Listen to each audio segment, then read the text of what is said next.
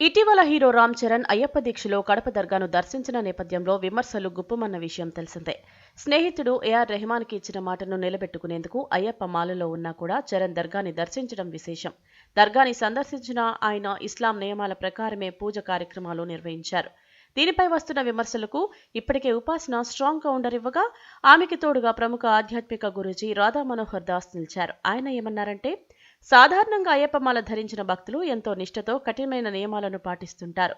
ఎవరైనా మాలలో ఉండగా శవం ఎదురొస్తేనే పక్కకి తప్పుకోవాలి. అలాంటిది ఆయన ఏకంగా ఇలా దర్గాకు వెళ్లడం ఏమిటి అని కొందరు ఈ విషయం మీద పెద్ద ఎత్తున చర్చలు జరుపుతున్నారు. ఆయనపై విమర్శలు వర్షం కురిపిస్తున్నారు. దీనిపై రాధా మనోహర్ దాస్ స్పందిస్తూ, రామ్ చరణ్ నిజమైన భక్తుడు.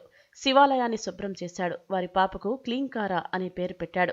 RRR ప్రమోషన్స్ కు విదేశాలకు వెళ్ళినప్పుడు రాములు వారిని క్యారీ చేశాడు. ఎవరికైనా చరణ్ తప్పు చేసినట్లు అనిపిస్తే నా దగ్గరకు రండి, కూర్చొని మాట్లాడదాం. అంతేగాని ఆయన గురించి తప్పుగా మాట్లాడవద్దు అన్నారు. అంతకుముందు ఉపాసన మాట్లాడుతూ, మేము భారతీయులుగా అన్ని ధర్మాలను గౌరవిస్తాం. ధర్మం అనేది ఒకటి చేస్తుంది తప్ప ఎవరిని విడగొట్టదు.